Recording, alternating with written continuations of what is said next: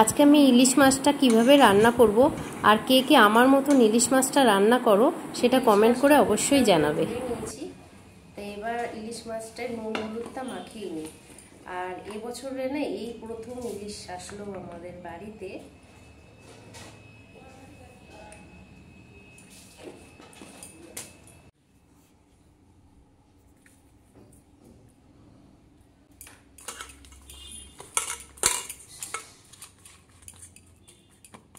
সর্ষেটাকে একটু ভিজিয়ে রেখেছিলাম কারণ তাহলে তাড়াতাড়ি বাটা হবে।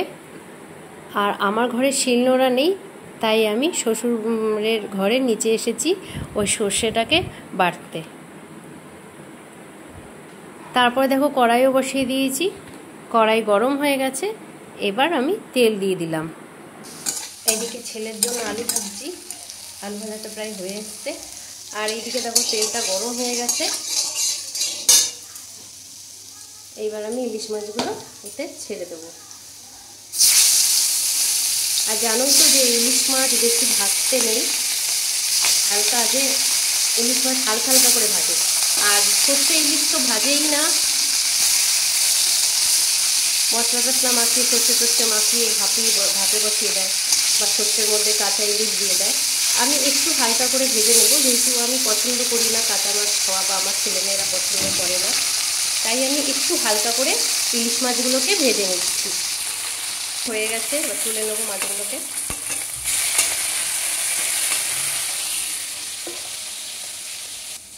পেটের থেকে এটা বেরিয়ে গেছে। এবার মাথাটাকে ভালো করে ভেজে নেবো। আর এদিকে সর্ষে ফোড়ন দিয়ে কোথা ঝিঙে আছে, ঝিঙেটা একটু ভাজা ভাজা করে নেবো।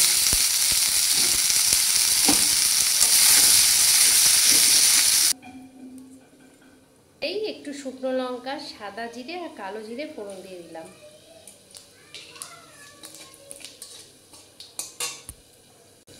একটু আলু দিয়ে দিলাম। তোমরা আলু দিতেও পারো, আবার আলু নাও দিতে পারো।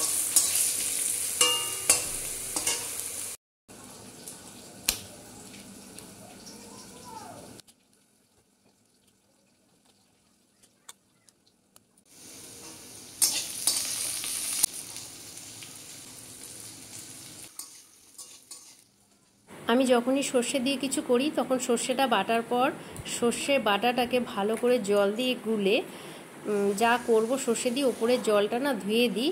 তাহলে ধুয়ে দিলে দেখবে তাহলে এই যে তলায় না সর্ষের মানে ছাবড়াগুলো থাকবে, এগুলো কিন্তু পেটে গেলে পেট ব্যথা করে বা পেট খারাপ হতে পারে। মাছগুলো যেহেতু হালকা করে ভাজা, বেশি ভাজা করিনি, তার জন্য মাছগুলো ঝোলটা ফুটেছে একটু আগেই দেবো।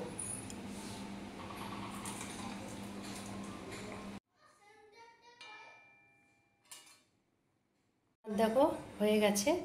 তা তোমরা এটা শুকনো শুকনোও করতে পারো বা কেউ যদি চাও এটা ঝোলও করতে পারো। তা আলু না দিলেও হবে, আমি এমনি আলু দিয়েছি।